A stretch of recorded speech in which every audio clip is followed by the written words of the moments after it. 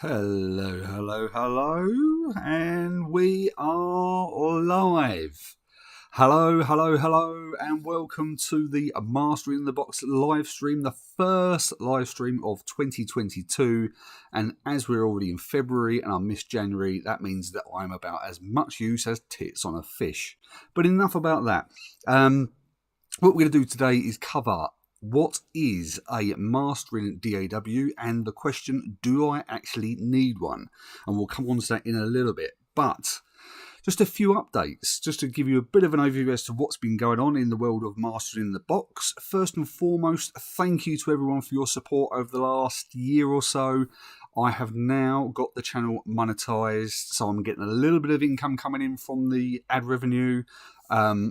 YouTube was getting all the ad revenue anyway, so at least now I get a little proportion of it. So thank you for all of your support, all of your views, the watch hours to get me over the threshold for monetization. So thank you. It's all going to go back into the channel, so the more money I earn from this, it's all going to go back into testing gear and plugins and all sorts. So thanks once again. And you will see that we now have the Super Chat, which is something that I've been asked about before. I haven't been able to have it because it's not been a monetized channel, but if you do want to support the channel, please feel free to use the super chat function, make a small donation to the channel and ask any questions that you like.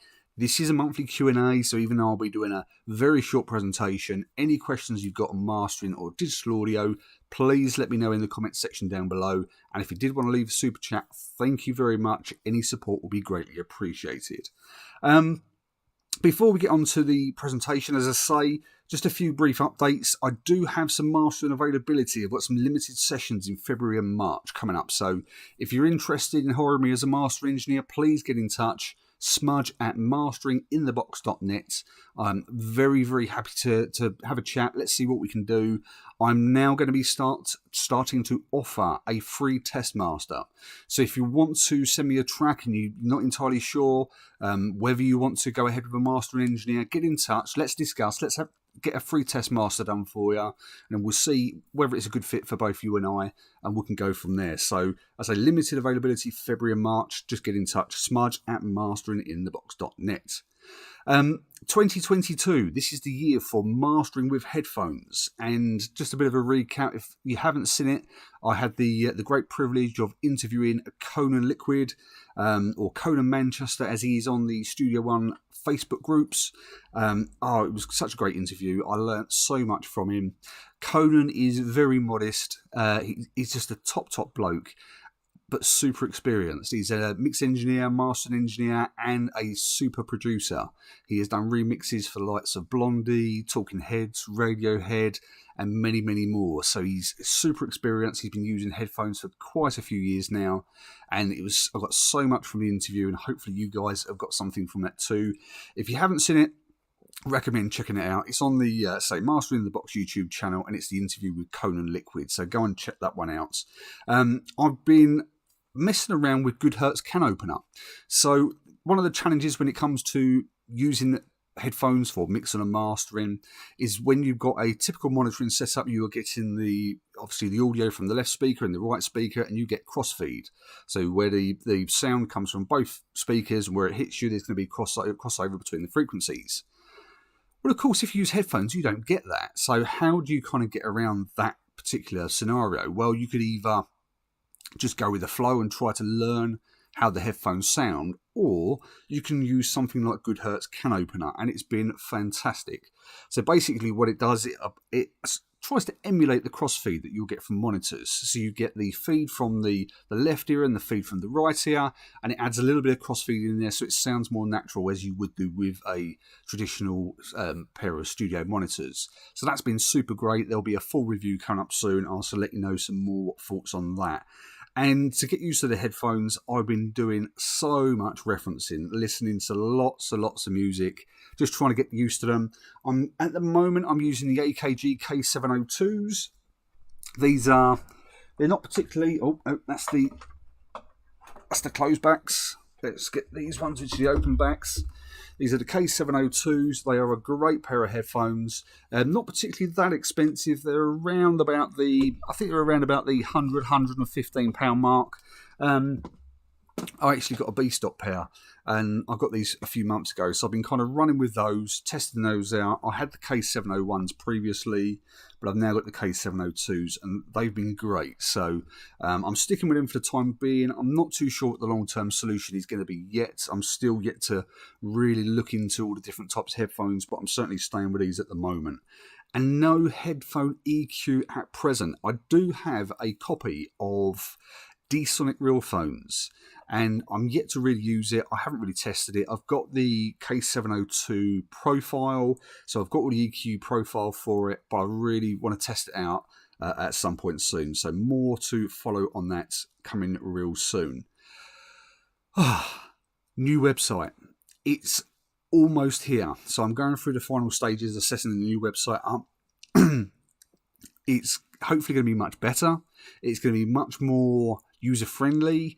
It'll be easier for everyone to see all the different bits, not only just the services I offer, but all the educational bits, all the tutorials. The Academy. The Academy's been put on hold for some time, just while I go through the planning stages, and I would like to introduce the Academy. I was thinking maybe Patreon, but I'm now swaying more towards potentially putting that as part of the website as well. So the Academy is going to be more extensive training, full mastering sessions, looking into all the different gear that we can use, some plugin reviews, there'll be interviews. I really got the bug for doing more interviews, so I'll be reaching out to lots of different mastering engineers and people in the digital world or digital audio world to kind of get some more, more different other people's different opinions, and that will be coming real soon as part of the Academy, and there'll be more on YouTube as well.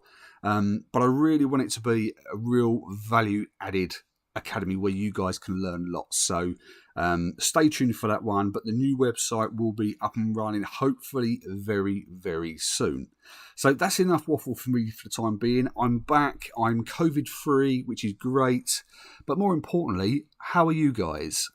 It's been chaos all around the world at the moment. We seem to kind of get over COVID, and it seems to die down, then it seems to come back again, and then we seem to have all sorts of weather events that happen all over the world. And I know a lot of you guys over in the States, for example, you're all under feet of snow, or a lot of you are under a large amounts of snow at the moment. So I hope you're all keeping well. Let me know in the comments how you're all getting on. So before we crack on, the feed's all running well, hopefully the audio's all coming through.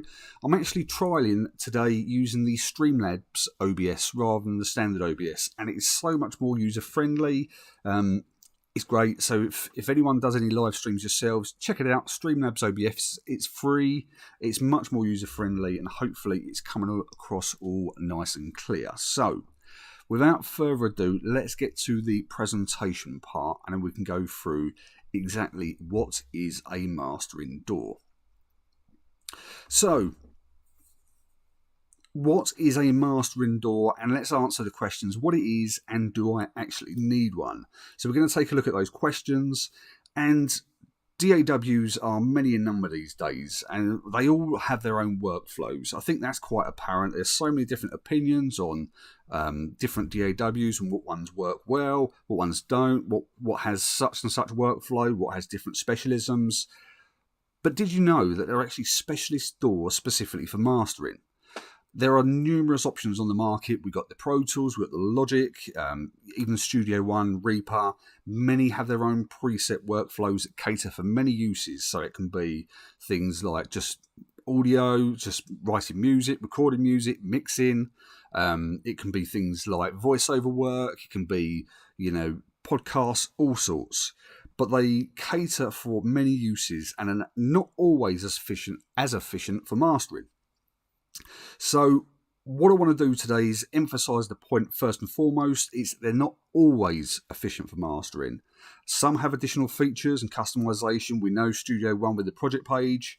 Reaper is super customizable and is a good tool for mastering, which we'll come on to a bit later, but it isn't the same for all modern DAWs. So let's take a look at the question. So what is a mastering DAW? Well, a mastering DAW is a digital audio workstation with a workflow that is specifically set out with common features that are required for mastering. There are typical features, and they have a typical emphasis on the analysis of sound source. So we're looking at the finer details of generally a stereo file, and then more geared towards mastering multi-song releases for many different platforms. Multi-song releases, that's probably the key takeaway here. And we'll come on to that a little bit later. So some of the common features that are found on a Mastering DAW are the ability to run high-res audio. So it is not uncommon for Mastering DAWs to have an audio engine capable of running 32-bit files with sample rates up to 384 kilohertz. There's even one that boasts sample rate support up to 768 kilohertz. Actually, there's at least two that I know of. Now, this is quite important because whilst most DAWs will convert audio to 32-bit float, so when you add a stereo track into let's call it a traditional DAW, you can, when you're doing your processing, you're applying your plugins, etc., generally the audio engine will automatically use a 32-bit float point for those calculations. It will do that automatically even if you're using a 24-bit or a 16-bit file. It doesn't mean that they can always receive or you can import 32-bit files into the DAW.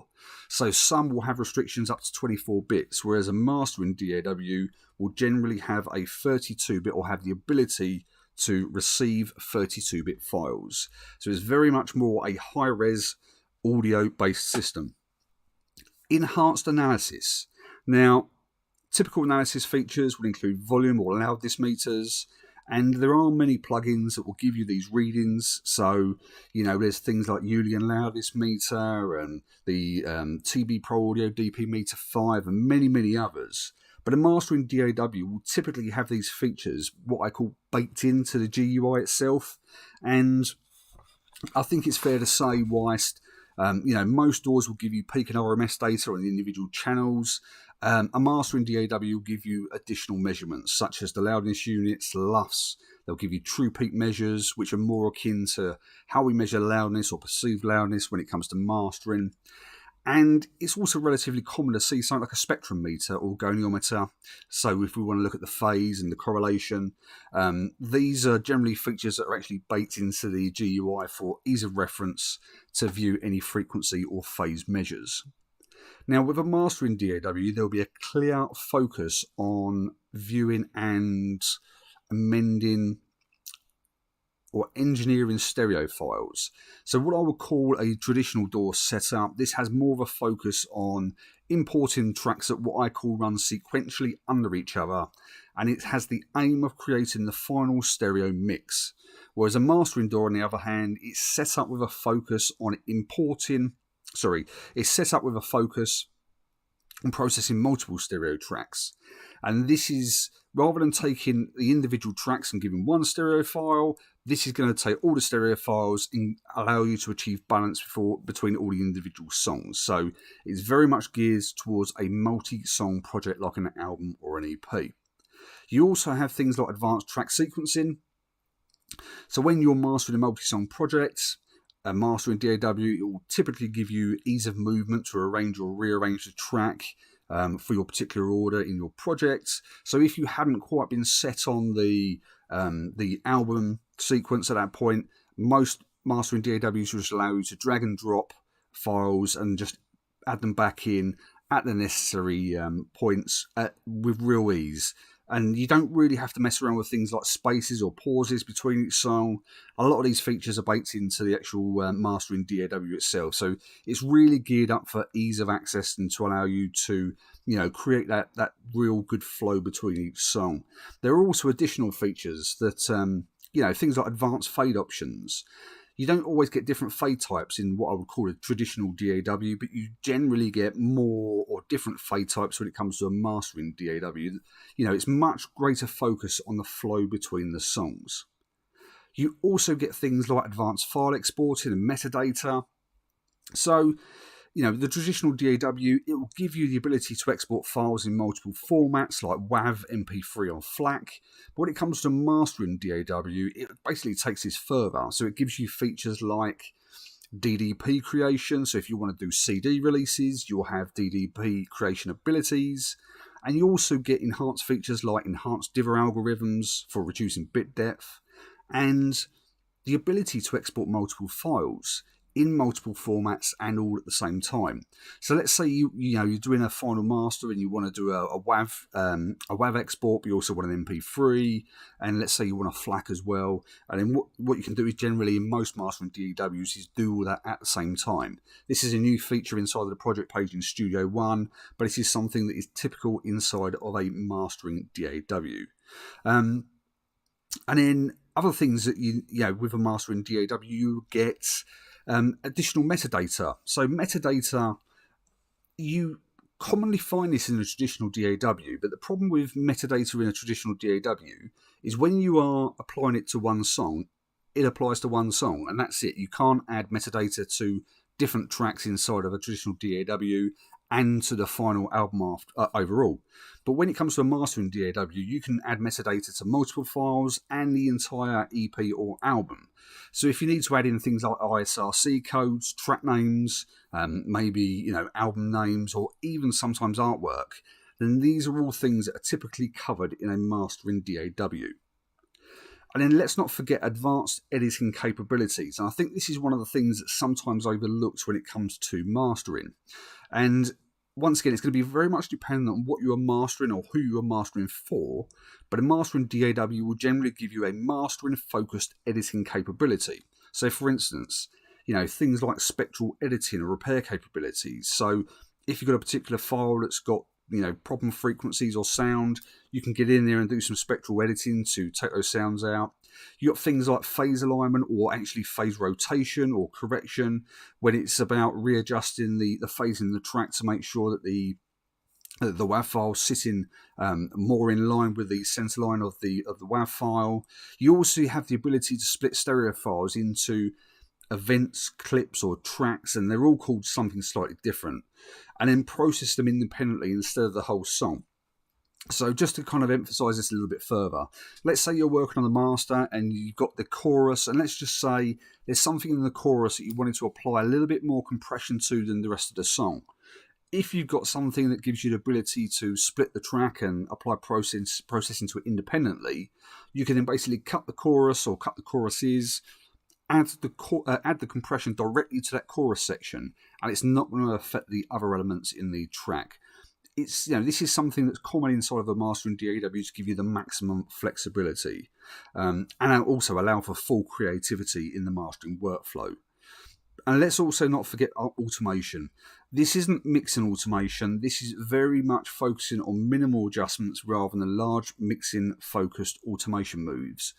But once again, it's going to be specifically designed. So if you do a small half a dB here, a half a dB gain increase, or a half a dB reduction, it's going to be very much set out for you to be able to do that easily. So it's not going to be, like a traditional DAW where you're going to have massive swings where you can apply a 10 dB gain increase. It's not really like that. It's more focused towards a mastering use. And then lastly, let's not forget mastering focused plugins. So with a mastering DAW, you're going to get things like multiband plugins, mid-side functionality, and even some might have some form of linear phase functionality. So these are all features that are featured in most of the common mastering DAWs. So what are the most popular mastering DAWs? Some of these you may have heard or you may have not heard of, and they're very specialist in design, and as they are specialist in design, sometimes they also come with a specialist price tag, so hopefully that won't come as a shock. Now, I'm not going to go through the individual features and compare them against each other, as firstly it's going to be a long process and it's just not going to be ideal for this live stream format. But if it's something that you would like to see, please let me know in the comments section below, because it's something I can certainly cover in the future. Probably the most recognised mastering DAW would be Wavelab by Steinberg. It's a favourite amongst mastering engineers. It has a modular approach, but it is more useful than, it's not just a mastering DAW. It has lots of flexibility. It has advanced editing features such as spectral editing and mid-side functionality. Advanced analysis features including level meters, phase and spectrum analysis. It is even used by law enforcement agencies to analyse audio recordings, which is a new one for me. I did not know that, so that's quite an interesting fact. In addition, Wavelab, it has some great features for audio restoration, and it also has comprehensive metadata and batch exporting functionality. It also provides a selection of specific mastering-based plugins, and it allows stereo and multi-track recording. So one of the things I was quite interested in is looking at some of their marketing spiel. They're also targeting people who do sound design and podcast editing. So even though it's more traditionally associated with mastering, it does have a multi-use setup. So it's great for a lot of different uses. One thing to point out, the cost at the time of writing was £430. So mastering DAWs certainly are not cheap, and you will find that even more as we go through the next two. So the next one is Pyramix by Merging Technologies, and this is one of the main choices for pro mastering studios around the world, and it's got a real focus on creating an end-to-end solution. And when I say that, this is really in conjunction with their interfaces. So what their aim is to provide an all-in-one recording to release solution. So looking through their information, it is very much geared around if you have a Merging Technologies converter or interface, something like the Happy or the Merging Anubis, then having something like Pyramix, there are different add-ons that you can add into it as well, where you can effectively get near zero latency. Pyramix is something that is a popular choice for the analog domain. Once again, it has options to include near zero latency, so you're not going to get too much latency in the chain. But there's also quite a lot to offer for those who master in the box. And this is very much a professional mastering suite. It has advanced rendering capabilities, even for Dolby Atmos, and includes advanced metadata and publishing features. This mastering DAW, it comes in various shapes and sizes, even with an Elements version that costs as low as $105. But as you can see there is a premium version that comes in at a whopping £2,723. So if you want the premium version, then you'll have to dig deep, because it certainly doesn't come cheap. But this is certainly one that is very much aimed at the pro studios. I know it's a popular choice among a lot of the the high-end mastering studios out there. So this is one of the favourites amongst those and in the analog domain. But certainly it has uses for digital mastering too. The next one, once again, is Sequoia by Magix. And this is another choice. It's another premium offering, and another one that's popular with the pro studios. And once again, this is one that gives you advanced editing capability, such as object-based processing, which is going to be the same as event effects or track effects. All those different things where you can split the stereo files and then process those clips individually. And there are many features to achieve balance with your project. A lot of these mastering DAWs, once again, you will see them use the term balance. And this is because they're trying to help you achieve balance between the individual songs. So it's not just a case of you're going to have one stereo file, you're trying to get it to a LUFS measure that you feel that you're comfortable with. This is about achieving balance between multiple songs in the project. So if you've got an EP or an album, these are all going to be geared towards helping you achieve that balance as part of the overall project. This also offers many metering options, including a wide range of peak, loudness and correlation metering types, as well as things like spectroscopes, spectrograms and oscilloscopes. So once again, it's very much looking at different things, including phase. All that goodness is going to really give you those in-depth detail to help you make the decisions you need in your mastering setup. In addition, it also offers many features for authoring and exporting. Once again, you will hear this repeated over and over and over again. This is something that's going to help you make sure you don't make any mistakes before final release. So you'll see loads of exporting, metadata, authoring, resampling and divvying, and cleaning and restoration. These are many things that are included in the mastering DAWs like Sequoia, Pyramix, and Wavelab, etc. And let's not forget, so many different mastering-based plugins. That is something you really will get with a mastering DAW. You're going to get something that's more geared towards mastering rather than a standard or typical compressor. That's not to say that that's needed. Let's just make that point clear. But it is something that to point out. You will get some plugins that are going to be more focused towards mastering. So that's the 3 main ones, but there are 4 more others that I want to cover. And these ones are, I would say, I don't want to say the lesser known ones because they're not lesser known, but when it comes to the mastering community, these are the ones that probably sit slightly under. They're great mastering DAWs, but they're more general all round. But these are specifically, I've chosen these ones specifically because they have great mastering uses. The next one is another offering by Magix, and this is actually Samplitude Pro X6. And this is, let's call this the baby sibling of Sequoia. It's a fully capable DAW for mastering. It's used for lots of activities. So this is something that you can use for recording, mixing, mastering, editing, all sorts. Some of the key features of Samplitude include track level frequency based cleaning. So this is really going to be, something where you can get into the individual tracks, look at what's, not what's sticking out, what's poking out, what's there too much of frequency-wise inside the master, and then you can apply some processing to give you better balance across the overall stereo file. It's another one that gives high quality resampling. So this has the audio engine with resampling up to 384 kilohertz. It's very much geared towards high res. You get loads of plugins, metering and analysis tools. But one thing that's really quite interesting here is MP3 and AAC auditioning. So why is this important? Well, when it comes to MP3s and AACs, they are lossy formats, so they are compressed files. So when you've got a WAV file and you export it to an MP3, the sound will change because it's compressed the audio.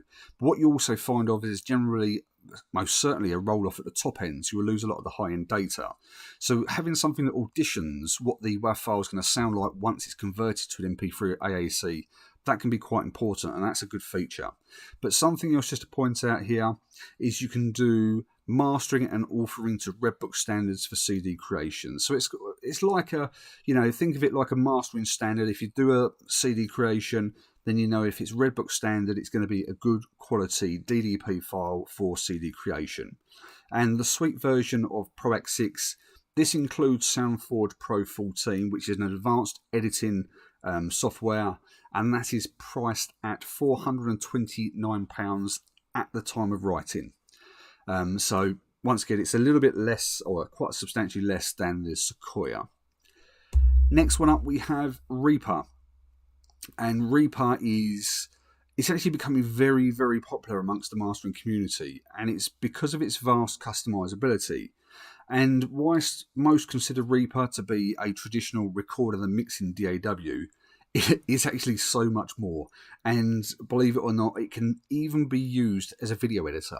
So there are parts of Reaper that you can go in and actually edit videos, cut, slice, trim, fades, all sorts. You can even transition. It's just it's bonkers to get that inside of a DAW.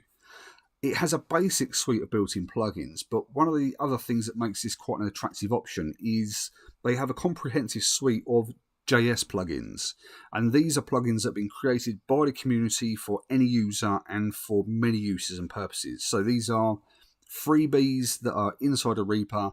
There's loads, and it might not be a full featured plugin. It might just be one particular element. So let's say you just want a filter, but there'll be filters in there, and there's so many different JS plugins you can get. Unlike a lot of the traditional DAWs, Reaper actually includes its own spectral editing, which makes it another popular choice for mastering. You do get a lot of advanced editing features. You get all the metadata, multi-file rendering, and a fully customizable workflow. So let's say you don't like the functions, you can change them. Let's say you don't like the toolbars, you can change them. You can drag, drop, dock many of the windows into different places. So you can really create a workflow that suits you, and you can save multiple different workflows. So it's not like you set it how you want it for mastering and you have to then change it all back. You can effectively save, I'm not entirely sure what they're called, maybe snapshots. So you can almost use them like templates. It is just such a great way to use it. It's a great tool for mastering. It is being updated regularly with new features, so that is also something that's great. And it comes in at a price of $60. So it's $60 for personal use, or for commercial use up to $20,000. So if you use it for mixing and mastering for clients, as long as you don't earn $20,000 or more, then your license comes in at $60. And it comes in, when I say $60, it's $60 for a license that spans 2 full updates. So it's now 6 point something, so you will get updates for till 8 point something. And it's, you know, it's just, it really is such a cost-effective solution. But if you do earn over $20,000, then there is the commercial option at $225. And there's a long evaluation period. It's not like a 30-day trial. It's, you know, it's you get a long evaluation period. Hi, Bo. Hope you're keeping well, mate. Bo is, I believe, if I got this right, you are a Reaper user. Reaper can be such a great tool. So there's so much you can do with it. And even the fact that I like when you can set up customized toolbars, that if you want to link to a YouTube video, say for a tutorial you use regularly, you can even add that as a button in your toolbar. It's just like the stuff you can do with it is bonkers. So Reaper is a great tool for mastering. It is widely used and becoming more popular with the mastering engineers. So if you want something slightly different for mastering, then Reaper is a great choice. And last but not least, how could I not mention Studio One Pro? Studio One Pro version 5.5 specifically. And I need to just to make this point, because there's been some recent updates with the 5.5, which has added so much more to the project page. The project page has been included in Studio One for some time now, but with version 5.5, there are a load of new features, and I mean a load of new features. So we are looking at an audio engine. You know, it supports up to 64-bit files with a sample rate up to 768 kilohertz. Now, bearing in mind that most, you know, regular audio interfaces can record up to a maximum of 192. You know, if you want to go, you know, oversampling or upsampling to 768 kilohertz, you can do it. I'm not entirely sure what your CPU or what your computer would be like after doing it, but it has the ability to do it. But it's perfectly designed to easily change the album or EP arrangements. You can literally drag and drop tracks as you like. You've got easy to use metadata. You've got multiple file format exports now, which is a new feature. And you've had, this has been included inside of the project page for some time, but DDP support for CD processing. And that is also Redbook standard. So you do have that inside of the project page, which is a great feature. It's very much starting to develop project page, which is a great thing to see. I know it's been something that's been requested for quite some time. It still doesn't have a lot of the bells and whistles. So things like events-based processing or spectral editing, you can't do that in the project page. But it does have a great feature for mixing in the song page with an export function to the project page. So I know a lot of you guys already use Studio One. You will know about the update mastering file. So let's say the recording and mixing page is called the song page. There is a function in the options where you can export to project page, and it will automatically transfer it over to the project page, which is a completely different separate part of the system, which is more focused on mastering, which is a great touch. And if there's something then you think you need to go back and tweak in the mix, you can do that just by going back to the song page. There's links to the song page, and it updates the amendments in the song page, and you update the mastering file. It's just a simple way of doing edits to the mix and then transfer them over for mastering. At the time of writing, this is non-sale price, so the standard price for Studio One Pro 5 is $399, but you can also get it at $14.95 per month via the Sphere membership. So Sphere is basically everything PreSonus. You get it all in a package for $14.95 a month, and included in that is Studio One 5. So those really are the top recommendations for a mastering DAW. You know, although people, you know, certainly it's not perceived that things like Reaper, Studio One, Samplitude, you know, they're not perceived as mastering DAWs, but they are fantastic tools for mastering. So, you know, check them out. if there's something that you're looking for mastering purposes, then any of those that I've mentioned will be great for you. So let's just take a short break there for 1 second. I have a quick slurp. Let's just make sure everything's okay here. So let's answer the question then. So we've taken a look at the most popular DAWs. What the last question we need to answer is, well, do I actually need one? Which is, do I need a mastering DAW? And the short answer is, well, it actually depends on your circumstances. Now, I'm going to say, in certain circumstances, no. Certain circumstances, yes. But let's take the word need with a pinch of salt. No one needs anything. There's always ways and means, but workflow, time, these are all things that you need to build in. So if you are hobbyist number 8, if you write your own music, you record your own music, and you mix and master at home, you only produce one song every now and again, then I would actually say no, you don't need a dedicated mastering DAW. Mastering DAW is very much aimed at multi-song projects and achieving balance over the entire project. We know there are so many third-party plugins available these days, so if you have a DAW that doesn't have metering, advanced metering, and advanced mastering processing plugins and things like that, firstly, you can still produce great sounding tracks in any DAW, but there's also third-party plugins that you can get at additional cost. You may need to pay a few extra pounds, dollars, or whatever your currency is for some plugins here and there. So that will be a consideration, but generally for producing tracks in isolation, a mastering DAW, I would say it's a nice to have over a necessity. So I say if you're just doing this on your own, producing one song at a time, I don't see it being a benefit for you. But if you're a hobbyist number B, and if you frequently write your own music, you record, mix and master at home, and you create EPs or albums, then a mastering DAW could actually be a good choice. Now, I wouldn't necessarily recommend something like Sequoia or Pyramix, the top dollar £2,000 version, because the cost just probably not going to be warranted. So if you're mastering something like a multi-song project, then maybe consider something like Studio One, Reaper, or Samplitude. You can master in isolation. You can do your mixing, recording, everything all in one particular program.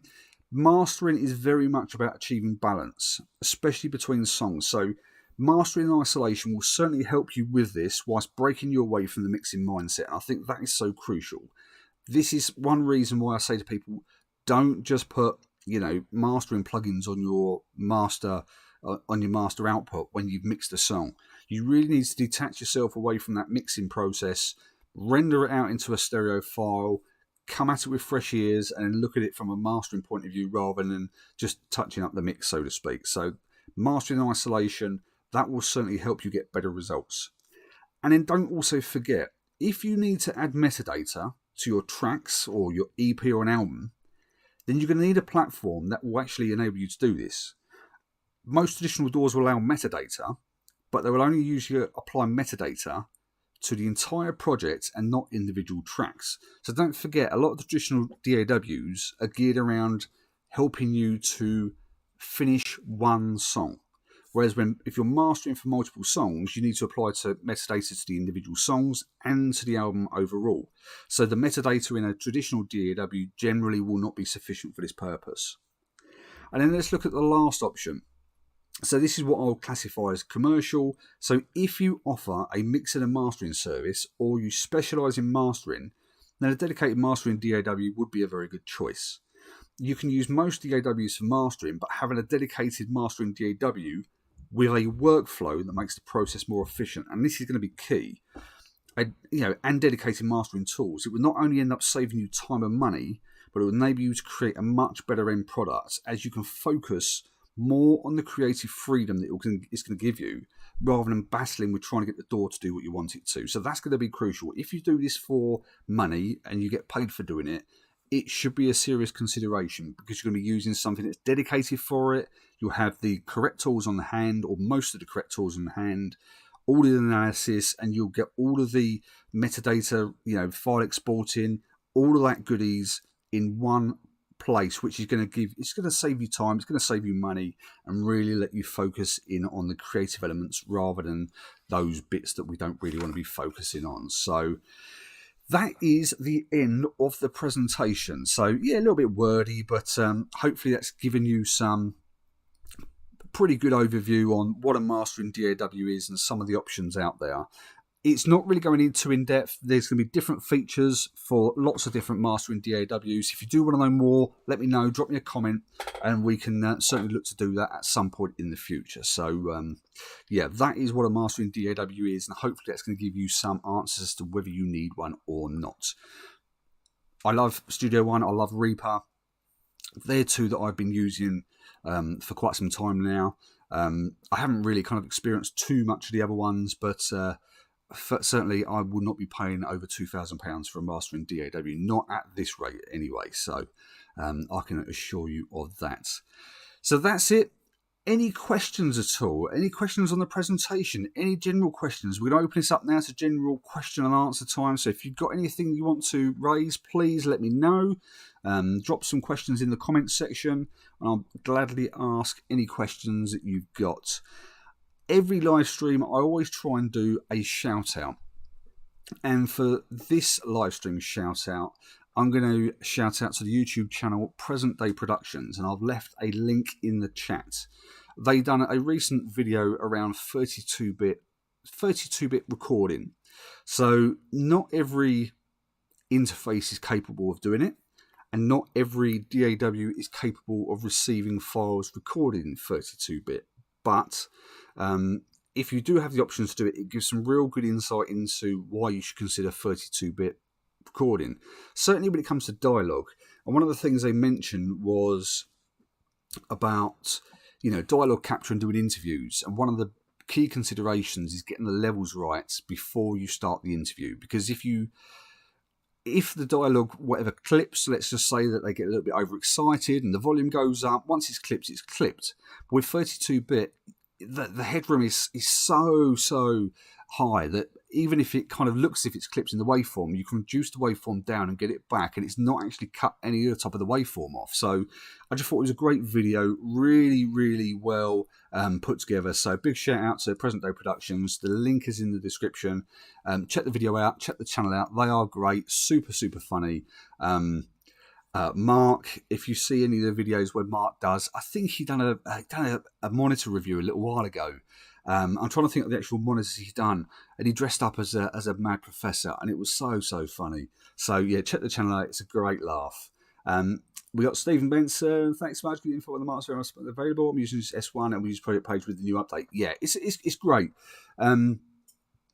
Once again, if you're recording, mixing, and mastering all in the same platform, Studio One is great for doing that, because you can, once again, if it's in isolation or you're doing a single, or even if you're doing a few EPs, you could go into the song page, you can do all of your recording the mixes, get them all finalized, and then update them all to the project page or export them all to the project page.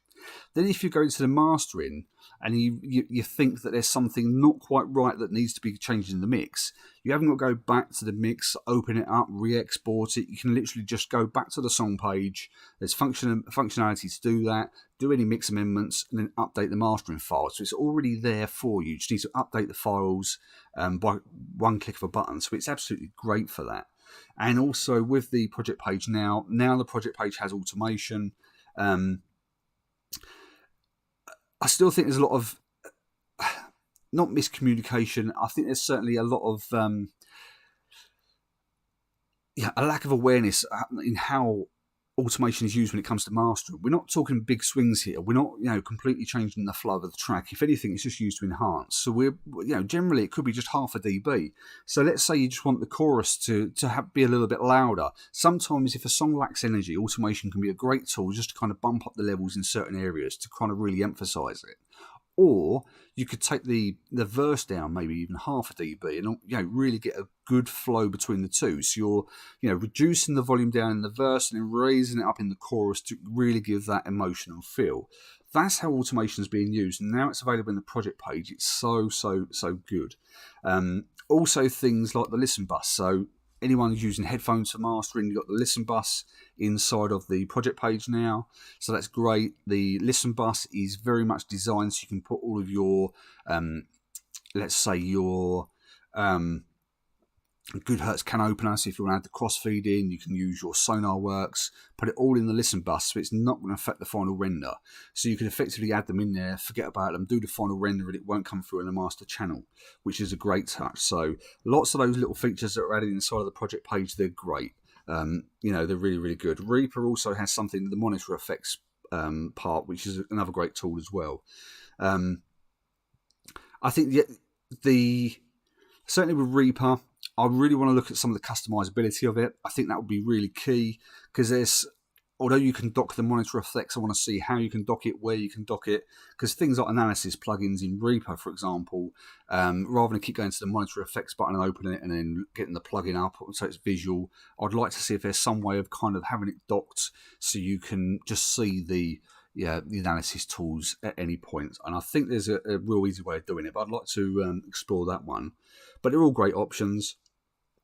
If you can't afford a master in DAW, don't sweat it. I'm sure you could even master in things like Ableton.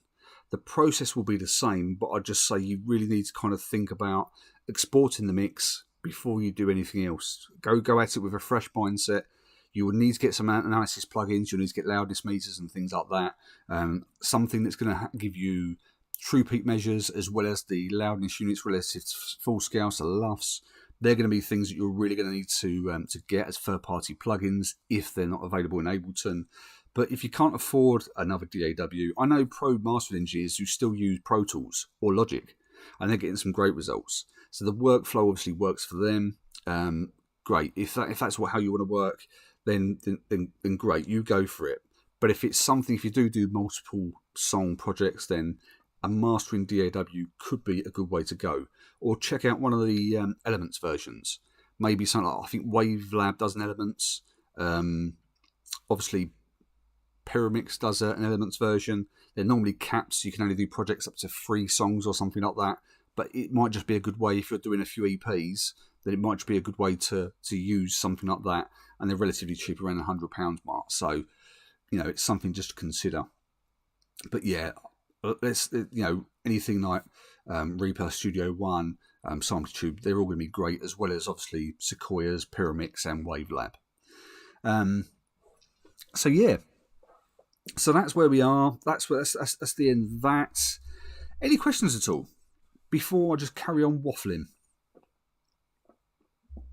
Because I do have sometimes more waffle than a Belgian bakery. Am I allowed to say that? Is that politically correct? I'm sure it is. I don't think I offended anyone.